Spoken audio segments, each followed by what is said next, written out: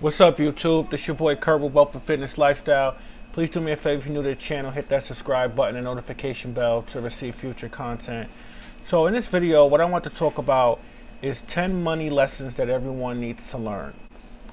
And so I wanted to just share with you my thoughts about finances and money. And what this stemmed from is that I was having a conversation, with a couple of friends, and we were talking about, we wish we would have learned, some things that we know now as grown adults that we didn't know when we were in high school and even in college years, that we feel that if we did learn, it would have put us ahead of the curve in relation to managing money, building wealth, building finances, being smarter about the financial decisions that we make and how that can impact, our children, our children's children, and so forth. So about with this generation is that with the emergence of social media, there's available resources out there, there's information out there that you can research and learn about and implement, in your life, whether it's wealth, fitness, education, whatever it is, history, you could Google almost anything. But number one on the list is, changing your mindset of everything you know about money.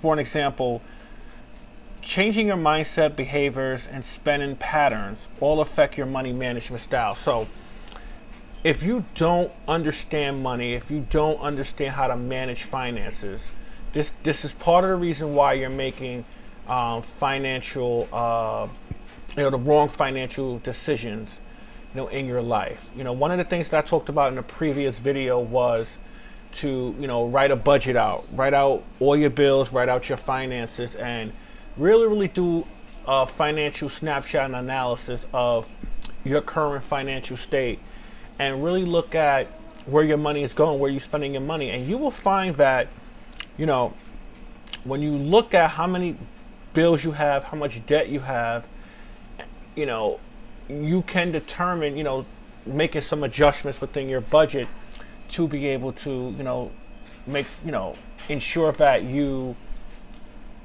save more money than what you're spending. But it all starts with your mindset. Like if you have spending patterns and the wrong behaviors, unless you correct your mindset, unless you correct those things, you'll continue to still make those decisions, which can impact you in the long run. So number one, hands down, is changing your mindset of everything you need to know about money, and really specifically looking at what your behavior patterns are and how you can make adjustments and how you can change those things. So number two on the list is, money. Sometimes money is not always worth it. Like when I talk to a lot of people, about, what they do, with their careers and things like that, a lot of people are not happy. I know a lot of lawyers and who make a shitload of money, but they're not happy with what they're doing. They don't enjoy it. And, when you go through your life doing something that you don't enjoy, it's almost as if like the money doesn't outweigh your unhappiness. And so you get to a certain point, you get to a breaking point where it's like, listen, something got to give. It's either I'm going to, take a job making less money, or I'm going to continue to work, making the money that I make, but be unhappy. And sometimes it's just not worth it. The amount of people that I know who've done things that they didn't enjoy and stayed at organizations and companies for a long period of time, they end up, with bad habits like alcoholism, smoking, mental disorders, the stress level, some even committing suicide or attempting suicide. So you want to make sure that you're doing something you love. Do what you love and love what you do. But sometimes the money, it's more important to be happy than the amount of money that you're making. And as long as you change your mindset, and as long as you budget and you understand that money is a tool to use towards freedom, you'll know that it's not always the amount of money that you make, it's about how much you keep. So that's number two. Number three, pay yourself first. I don't care.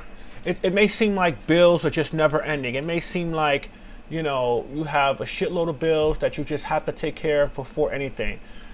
Before you pay out any bills, pay yourself first. Make sure that you set a certain amount of money each month that you say to yourself and you're committed that I'm going to save this every month no matter what. I'm going to ensure that I stack my money, based upon the income and the different things that I'm doing, so that way I know that I can ensure that if anything happened to me, I have an emergency fund. I have money to be able to do the things I need to do just in case something pops up. Make sure you pay yourself first. We all got obligations. We go sometimes are in financial binds. But you know what? I don't care if it's $5, $10, $100. You make sure you pay that money first. Number 4, using money as a tool towards freedom. And this takes discipline. In order to get to financial freedom, you have to have the discipline and the plan that's going to help you get to where you're trying to go. Okay? So, for an example, if you discipline yourself to know that, I want financial freedom, right? And the quickest way to financial freedom is eliminating all your debt. So what you need to do is come up with a financial plan that you're going to commit to paying off each debt. And you know who talks about this on their channel? Dave Ramsey talks about this, being debt free and using the snowball effect to pay off your debt, which you're paying off the lowest debt first until you pay off the highest. And what that financial freedom does when you don't owe somebody, right, and you don't have any debt, it allows you to use your income to make investments, whether it's investing in yourself, making investments, in your retirement, making investments in a business. You want to be in a financial position to do those things, and the discipline and understanding that money is a tool to help you make more money, it will lead you towards the path of that financial freedom. Okay? So number 5, what I want to talk about is understand the difference between assets and liabilities, right? Assets are the things that pay you. Liabilities are the things that cost you. And a lot of times, especially, growing up like me as in the inner city, we didn't understand the difference between liabilities, right? And a house, a car, those are liabilities, but can be used as assets actually. And I'll give you an example of that. Like, I own multifamily home, and I rent out my apartment to my tenants. And even though I have a mortgage, the amount of money that my tenants pay me covers the mortgage, and I see a profit at the end of the year because their rent is more than what the cost of the mortgage is. So in that essence, I'm using my house as a tool, as an asset to generate income, right? But what a lot of us do, especially, not having that financial, information, we spend all our money on liabilities, and that makes us become poor. Now, assets are things that pay you. Investing in stocks, investing in businesses, investing in things that's going to, pay you dividends over the long term. And that's kind of like where my mindset is. What are some of the things that's going to pay me long term? Like if I ever got to the position where I'm able to write a book, and I have a targeted audience, those book sales are going to pay me for the rest of my life as long as I continue to, have an audience to sell those books to. So these are particular things that I want you out there thinking about as you think about your finance. Number 6, focus on your mental health and not just money. Your mental health is not more important than money. And in order to have your finances in order, you must have the mental capacity to be able to function, to be able to stay on top of those particular things. And I don't think at any cost or any expense anybody should jeopardize their health and their mental health, because it doesn't do you any good to generate money and to generate wealth if you're not healthy to be able to enjoy the future of your labors. I mean, we all work hard. We all strive for excellence. We all strive to reach our goals. But our mental health, our health period, is more important than money. Health is wealth.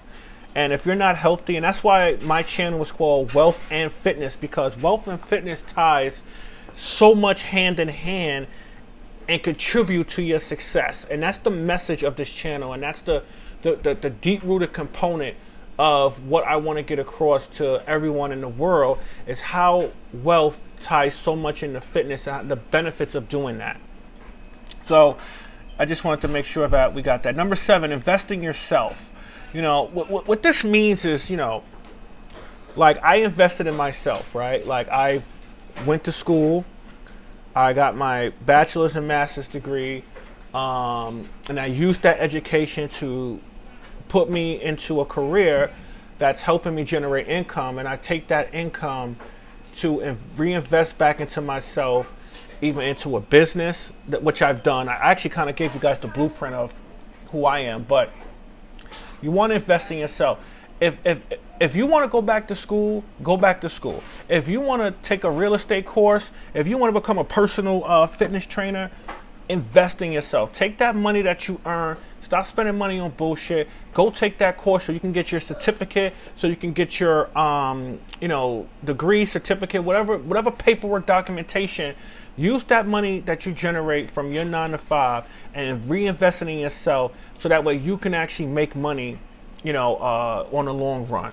And you know, I think the 2 things that everyone should invest in is either education, which also can contribute to a skill, or a business. And investing in yourself is playing the long game of becoming wealthy. Number 8 that I want to talk about is, you know, start automating your payments and your savings, because one of the things that helped me in terms of financial discipline is not having the stress of staying on top of all those bills.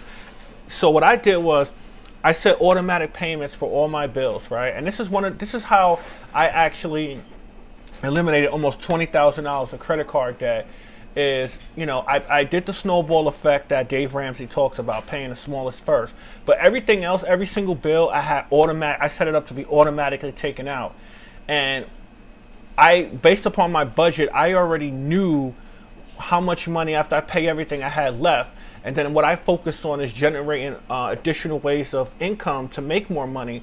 Because once I paid off all my bills, I said, okay, what can I do to add more income to my budget, which increased the amount of money that I was saving. So make sure you're setting all your payments automatically, so it just takes care of itself. That's just a tool that's going to help you do that. You know, number 9,